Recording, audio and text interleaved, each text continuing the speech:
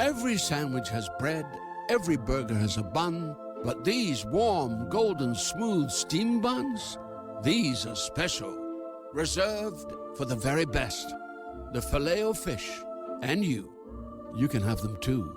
And you can have it all at 2 for $6, like a Filet-O-Fish, Big Mac, 10-piece McNuggets, or large fries. Limited time only. Price and participation may vary. Cannot be combined with any other offer. Single item at regular price. Ba-da-ba-ba-ba. Why do we have to sit here on the beach? I thought only lovers needed the solitude of nature. The solitude of nature, Blake, is to be preferred to the solitude of a prison cell. You'd miss the seagulls in Dartmoor. They tell me the birds follow the plough on the moor in winter. Maybe they do, but I've yet to hear of them using a combined harvester inside a prison. I want to show you a map, and I want to be sure that you're the only one who sees it. There's only one thing more private than an empty beach, and you and me'd look silly in one of them together. What's it a map of? The coastline where we run the stuff tomorrow night. Raker's Point, 3 miles up the coast. Here, right here. Would you show an Adams scientist how to stick iron filings on a magnet? I know that stretch of coast like the back of me hand. If you don't shut up and listen, you'll feel the back of my hand. It isn't you who's doing the running. No? Why not, then? Because you're as free as them seagulls right now. And I want you to stay that way. The Coast Guard's expecting us to try and make a run tomorrow night. They never give up, the Coast Guards. They fancy themselves like the Mounties with a cutter for an horse and a big head instead of a big heart. Now, I wouldn't want to disappoint them, Blake. I've got a soft spot for the law. What's in you that's soft? That.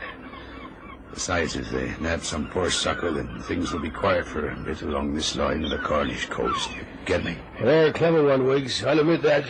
But how do you know the runner won't squeal? Has plenty before it turns Queen's evidence to save themselves a stretch on the moor. There's a mob up in the smoke who fancy their chances when it comes to taking a bit of a flyer, so long as they think it's on the level, they'll never suspect that you even are a little bit bent, Blake. You see, you look so honest, I often wonder why you aren't the Prime Minister. Hey, what have I got to do? You're the bloke who's going to interview him. I've even made an appointment for you to see him. After I've told you what to say. How do I find this place? Easy. It's in the West End. 33 Half Moon Street.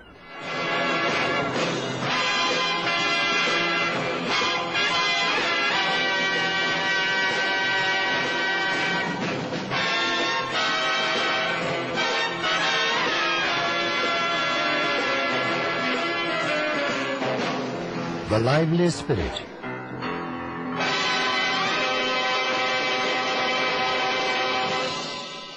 Mr. Nathaniel Wiggs was wont to conduct his interviews in the solitude of a lonely beach, or hanging over the taffrail of his ex-naval cutter. But the urgency attendant upon the business of his visitor was such that Mr. Wiggs was forced, for once, to use the seclusion of a back room in the Lifeboat Tavern.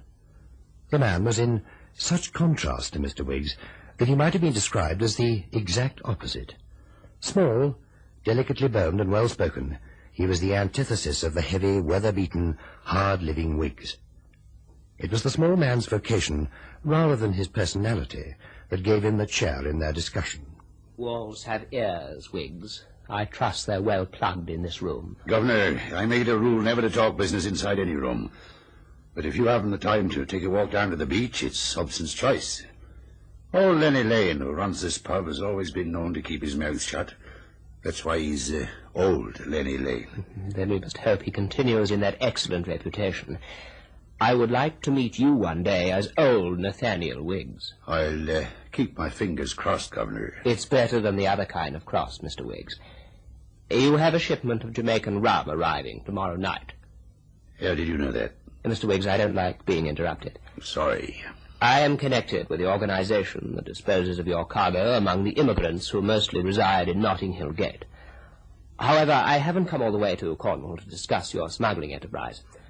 The point is, the ship carrying your cargo has a passenger on board. She is there as the guest of the captain, having no passport to enter this country. But she most urgently wishes to enter this country. Unfortunately, if she attempted to land in the normal manner, she would continue to be a guest for a long time. On this occasion, a guest of Her Majesty's government. However, I have given the lady my assurance that she will be landed safely on a lonely stretch of coast into the hands of friends who will see her safely delivered to an address in London. You, Mr. Wiggs, are the person who will extend this helping hand. Do I make myself clear? Yes, Governor. But at this point, my clarity becomes clouded. You see, Mr. Wiggs, we have it on good authority that this lady, operating from a hideaway in London, will use certain knowledge in her possession to effect the release of her husband, who presently languishes in Pentonville prison. This, we feel, would never do. So, although the lady is confidently expecting to be handed over to friends, she will, in fact, be handed over to her executioner. Am I allowed to ask who the executioner is, Governor? You have every right, Mr. Wiggs. It's you. Me? Here, hang on. I don't hold with murder. It's emergency, and I'm afraid you have little choice. It's almost like a war. Kill or be killed. Am I making myself clear again? Yes, Governor. Your mind is quick to absorb the situation, Wiggs. I'm not at all surprised that you're a successful smuggler. I know you don't like to be interrupted, but one of my men is due to leave, and I'd like to hold him up now that this new thing's come up, Yes, you see. by all means. Thanks. By all means. Ready? Yes? Has Blake left yet? No, not yet. Well, tell him to hang on, will he? He's not to go until he's seen me. Right. Don't bother to bolt it again, Mr. Wiggs. I'm off now. You have complete carte blanche. Do it any way you like, but make sure she is quite dead. It doesn't matter if the police find her and identify her. Nothing matters at all, so long as she's dead. The police? Or Coast Guards even, eh, Governor? Just as long as the information that's bursting for release from her brain cells is confined there forever. That is, you've got quite a way of putting things. The nature of my work demands an exact precision. The final payment for mistakes is so very final. Oh, by the way, we didn't discuss payment, Mr. Wiggs. In advance, of course. In advance? Oh, there's no risk. You would never be able to spend it if you failed us. £1,000 in small denomination notes. It's on the table. Good morning, Mr. Wiggs. It's been pleasant meeting you. I hope we never meet again. 1,000 quid in cash. Blood money. Here, I don't like it. Wiggs me hearty, if ever that scheming brain of yourn had to work overtime, it's now. Let me think. Nobby the pen. Yes, Nobby the pen. Now, who'd know how to get hold of him? Ah, Oxford Charlie. Yes, he's better now.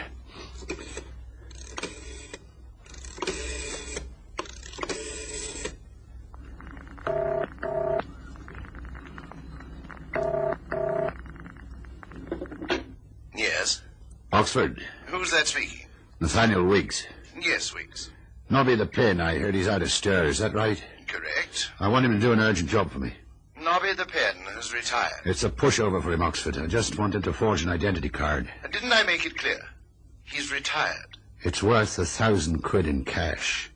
Small denomination notes. Hello? Hello, are you still there? Yes. Oh, what do you say? I just said. Yes. Where do you want him? The Lifeboat Tavern. I'll be in the parlour. Can you make it in an hour? 2 hours. Right. Thank you, Oxford. Goodbye.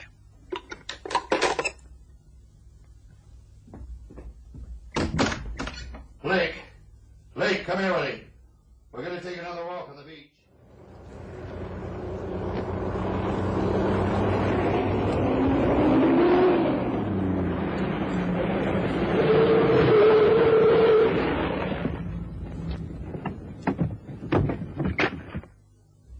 Afternoon. Mr. Cunning? Yeah, right first time, and you are taking him, Mr. Blake. Yes, I'd have to call you down here like this. I was to have gone up to London myself, but something urgent cropped up and I couldn't make it.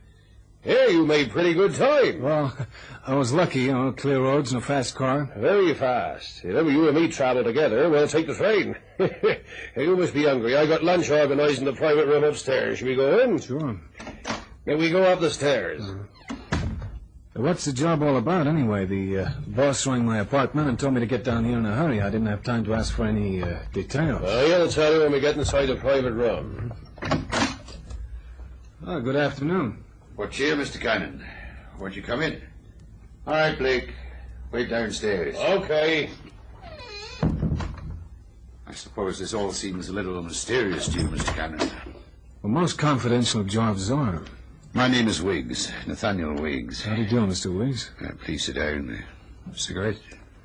Drink? Well, I'll smoke my own if you don't mind, and a scotch would be welcome. Right away. Would you like to eat first or talk first? A powwow before chow, I think. Thanks. Well then, before the powwow, you'd better look at this.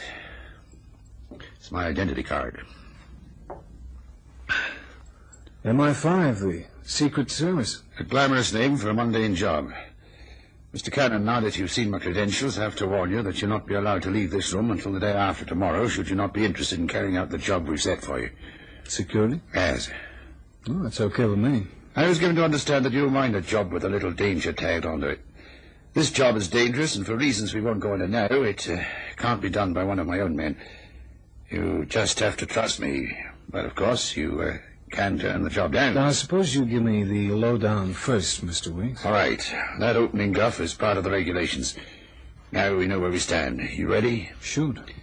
A female agent will arrive off the coast tomorrow night in a Jamaican freighter. You will go out under cover of darkness in a cutter and bring her inshore to a place called Wrecker's Point.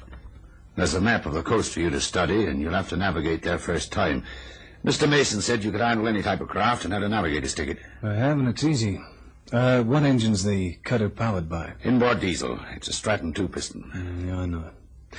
Is that all? Sail out to the freighter, pick up the female operator, and sail her into this Wrecker's Point? Not quite all. There are two other details. The freighter has special davits to hoist your cutter inboard. They will lower another cutter, exactly the same as yours, but fully loaded with certain equipment and the lady in question. It's that cutter that you'll sail back again. Oh, yeah, there's gear to be brought ashore, too. Oh, don't worry about that. I'll have a party at Wrecker's Point to take over from you the minute you beach.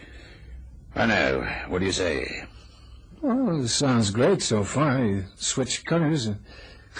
That's a great idea for smuggling. I wonder nobody thought of it before. Smugglers wouldn't get very far on this stretch of coast, Mr. Cannon. The Coast Guard's too active. Now, I said there were two details. And the other one is? Oh, it's hardly a detail. You might be waylaid on the way in by certain people who would like to put the finger on this female operator. She must be landed at all costs. Can you handle a gun, Mr. Cannon? Well, they say I cut my teeth on my Pappy's 45. Could you use this in an emergency? I could use that any time. But if I'm hailed by another craft, how do I know in the dark that it's not the Coast Guard? Yes, good question. Tomorrow night there will be no Coast Guard patrol. If anyone hails you, it'll be the enemy. So I shoot first and ask questions afterwards? Huh? Yes, Mr. Cannon. You shoot first.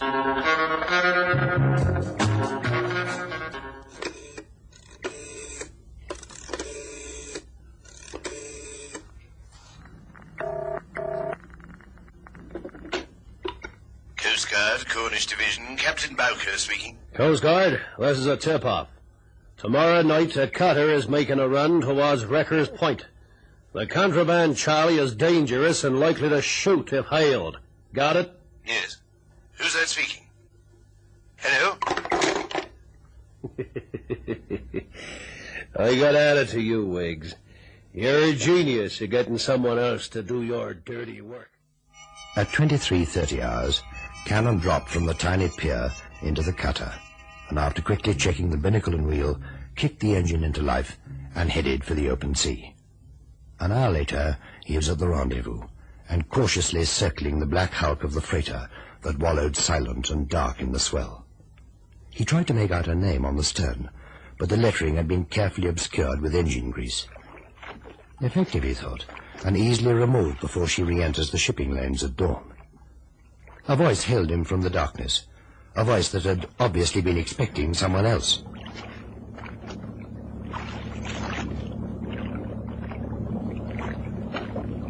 Ahoy there! Ahoy there, Wiggs!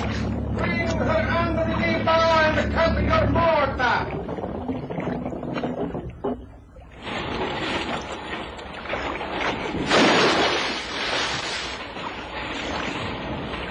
Make fast the fore and aft! Both painters fast, all away!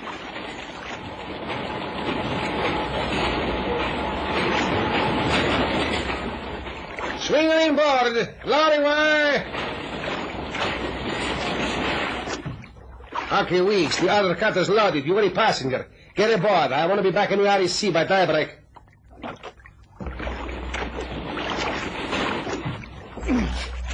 Oh, sorry. Swing on the davits.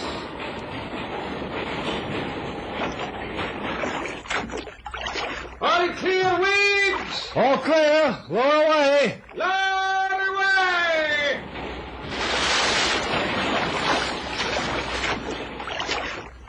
Cast off. All clear.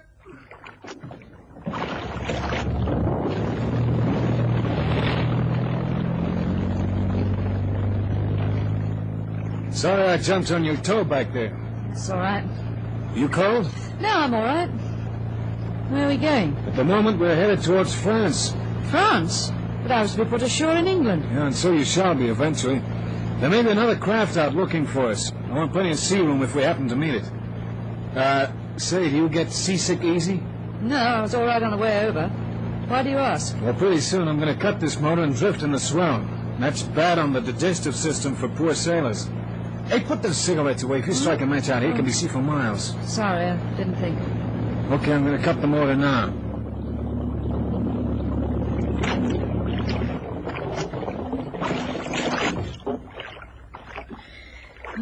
How long do we have to wait like this? What's the matter? Your stomach getting queasy? No, it's a bit jagged on the nerves. You should have learned your chew tobacco. You know, don't bother about my peeling my clothes off. I got swim trunks underneath.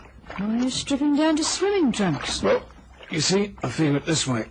If there's anybody looking for us, we only have to bother about them if they have a more powerful craft than ours. Say, a motor launch.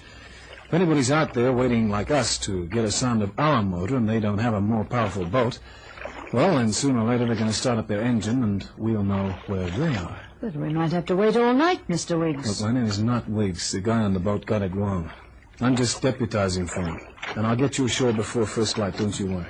What you mean is, sooner or later, you'll have to take a chance and start up your engine. Well, if they're the sort of boat where you can hear the engine idling, then we can outrun them.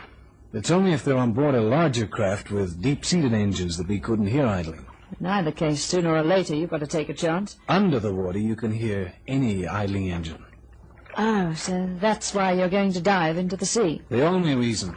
At this time of night, I usually take a different kind of dive, one with dames and soft music. Okay, here I go.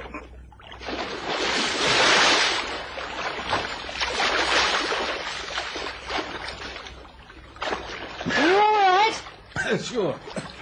Keep your voice down. Here, come on, give me a hand over the gun. Would you like to use my shawl? No, it's okay. I'll get dressed wet. I'm used to it. If I'm not wet on the outside, I'm wet on the inside. You heard something? Yeah, that's right. There's no sense in fooling you, is there? Is it a big boat? Enormous. They must know we're around here somewhere.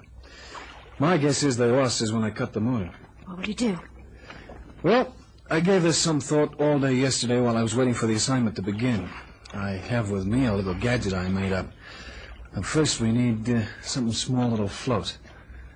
Say, have you got any idea what's in those casks? No, they were already loaded into the cutter before I was put aboard. Well, the Secret Service can afford to lose the contents of one in order to save the rest. Secret Service?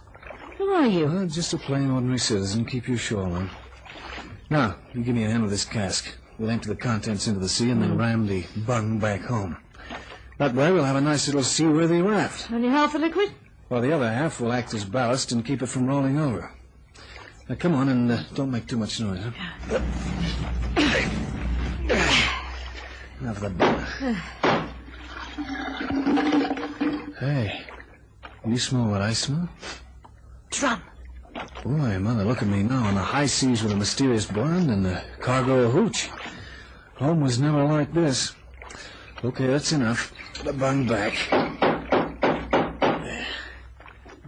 Now, what do you suppose Wiggs is doing with a cargo of rum?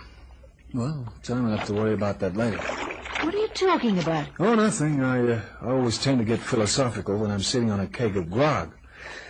Now then, you see this gadget I was telling you about? It's a time pencil attached to a series of small explosive charges. I fix this to the barrel.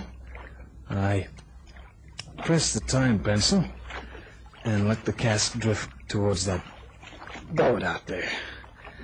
In exactly half an hour, our baby raft will start banging away like a miniature 4th of July. And what then?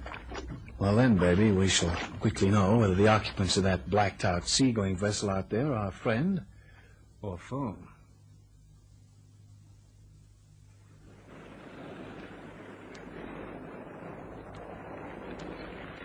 See anything out there yet, Blake? Oh, Sausage, he should either have ran the Coast Guard or be here on the beach by now. Here, give those night glasses to me. It's too dark. They're a waste of time. What if he makes it to the shore? After you tipped off the Coast Guard? They might have thought it was an hoax. Oh, you worry too much. If you're not careful, you'll wind up with ulcers. Say that? A single shot. A must be cannon. There's another one. Hear that? The warning siren from the Coast Guard. If he keeps on shooting now, he's done for. They've got a Vickers K machine gun mounted in the bows of their launch. He's keeping on all right. Listen to him. Oh, it couldn't be better.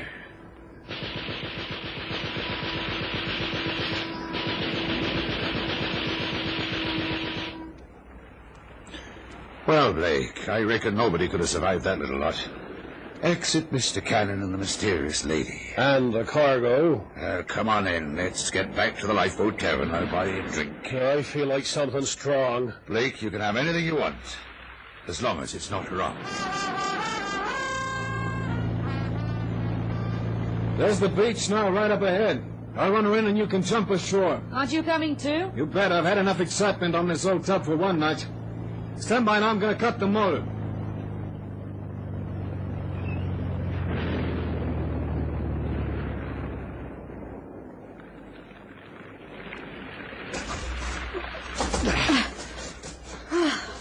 Well, that's funny. There's nobody here. Wiggs said he'd have a party to offload the cargo. At least he said he'd have a party, huh? Well, now I know what the cargo is. He must have meant some other kind of party. I don't know how you can be so cheerful. If you hadn't brought that thingamajig with you, it would have been blown to bits out there. Anyway, thanks for saving my life, whoever you are. Well, there's no mystery about me, baby. You're the Secret Service risk. Why do you keep talking about the Secret Service? What do you expect me to talk about? The gun those monkeys had mounted in the bows of their launch, they must have come straight from Murmansk with Vitrov on board. But that was the Coast Guard's launch. Yeah, I guess so. What did you say? The Coast Guard's launch after the contraband. Your Mr. Wiggs was only doing me a favour, landing me with a smuggled rum. Oh, now suddenly it's all becoming clear. Wiggs, the cutter, the rum. Shoot it out, he said. Yeah, shoot it out. David and Goliath, only in this deal, Goliath had the slingshot. Did your mother ever tell you not to trust strangers? Because if she didn't, I'm telling you now. You don't know Mr. Wiggs, but believe me, he's no friend of yours. You just sit down there on the beach, baby. In a minute, you're going to tell me the story of your life. But where are you going? Well, first I want a good long pull at that tax-free cargo. Several things happened after Cameron's brush for the Coast Guards. A long-term prisoner in Pentonville was given a free pardon, and his place was taken by a small, delicately boned, well-spoken gentleman about to enjoy his first fixed address. But just before that, all Cornwall was agog at the report of a headless corpse that was washed up on the beach. Fortunately, for the Criminal Records Office, the man had a record, and they were thus able to identify him through his fingerprints.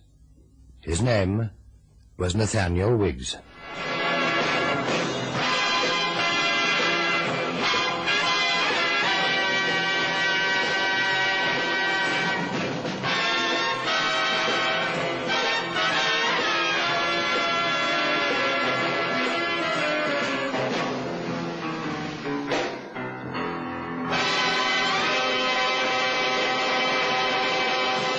Bettering your business takes working with the best. With the James Hardie Alliance, you gain access to leads, training, networking, and support from the #1 brand of siding in North America. Achieve new levels of success by joining the James Hardie Alliance today.